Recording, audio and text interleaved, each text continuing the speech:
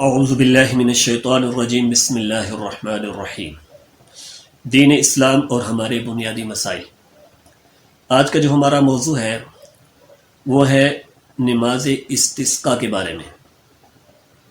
استسقاء کا لغوی معنی ہے پانی طلب کرنا۔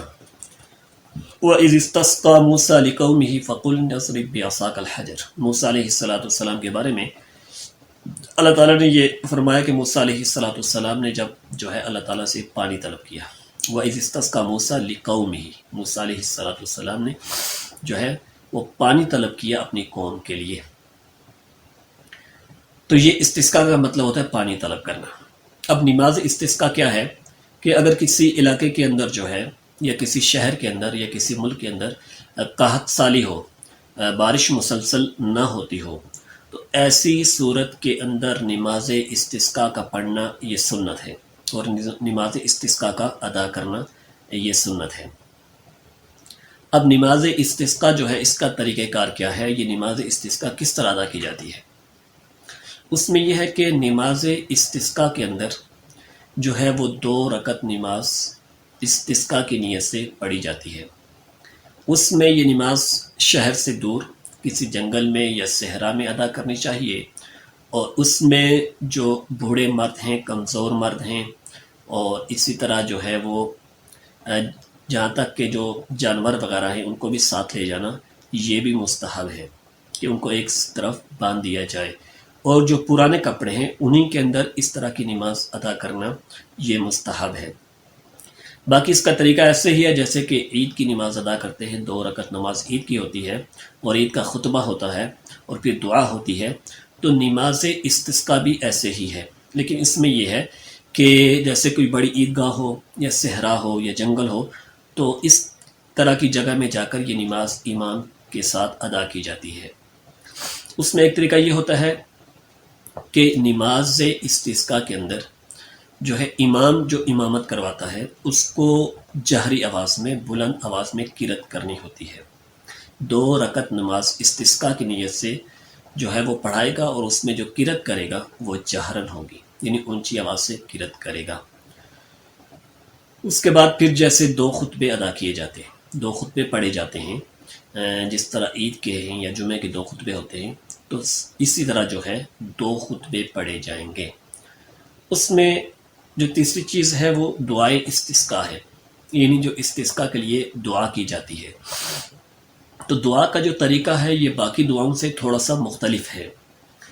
جو صحیح احادیث کے اندر آپ صلی اللہ علیہ وسلم کے بارے میں آتا ہے، اور جو آپ صلی اللہ علیہ وسلم سے ثابت ہے، وہ یہ ہے کہ جو استسقاء کے لیے دعا کی جاتی ہے، عموماً تو ہم دعا کے لیے جو ہاتھ اٹھاتے ہیں وہ ایسے سیدھے ہاتھ اٹھاتے ہیں، لیکن استسقاء کی نماز کے لیے ہاتھوں کو الٹا اٹھایا جاتا ہے، یعنی جو ہمارے ہاتھ کی ہتھیلیاں ہیں وہ زمین کی طرف ہوتی ہیں، اور ہمارے جو ہاتھ ہیں ان کی جو بیک ہے، جو ان کی پیٹھ ہے وہ اوپر کی طرف ہوتی ہے۔ تو اس طرح جو ہے دعائے استسقاء کا مانگنا یہ مسنون ہے اور صحیح احادیث سے ثابت ہے۔ تو یہ دعائے استسقاء کا طریقہ ہے۔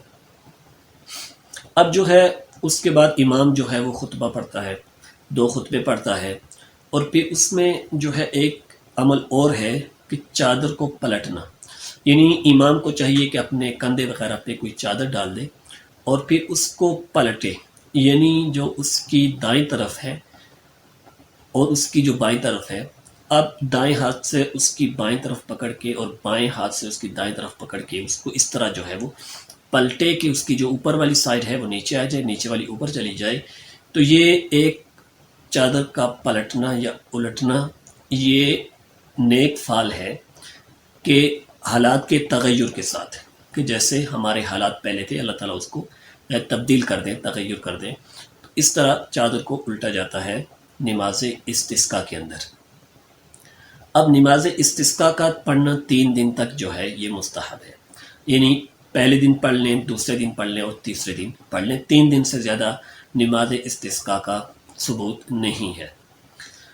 تو یہ نماز استسقاء اگر جو ہے کسی نے شروع کی یا بھی نماز استسقاء کی نیت کی تھی، تو اب نماز استسقاء کی نیت سے پہلے ہی اگر پانی برسنا شروع ہوا یا بارش شروع ہو گئی تو پھر بھی ان لوگوں کے لیے مستحب یہ ہے کہ نماز استسقاء پڑھ لیں۔ اب 3 دن تک تو نماز استسقا پڑھنا یہ مستحب ہے، 3 دن تک نماز استسقا پڑھنی چاہیے۔ اب آتے ہیں کہ اس کے کچھ مستحبات ہیں کہ نماز استسقا سے پہلے کون کون سی ایسی چیزیں ہیں، کون کون سے ایسے عمل ہیں جن کا تعلق مستحب کے ساتھ ہے، یعنی ایسی عمل اگر کر لیے جائیں تو زیادہ بہتر ہے۔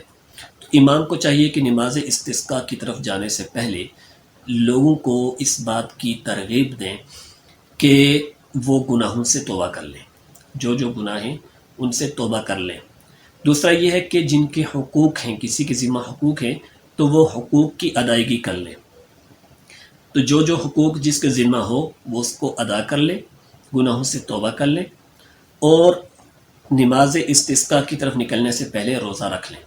تو روزہ رکھنا یہ بھی مستحب ہے۔ تو یہ نماز استسقا کے بارے میں یہ تھا کہ نماز استسقا کا طریقہ کیا ہے، اور نماز استسقا کیوں پڑھی جاتی ہے، اور نماز استسقا میں کون کون سی ایسی چیزیں ہیں جو مستحب ہیں اور جن کا تعلق مستحب کے ساتھ ہے۔ تو آپ سے گزارش ہے کہ آپ اس چینل کو سبسکرائب کریں، دوستوں کے ساتھ شیئر کریں۔ وما علینا الا البلاغ المبین۔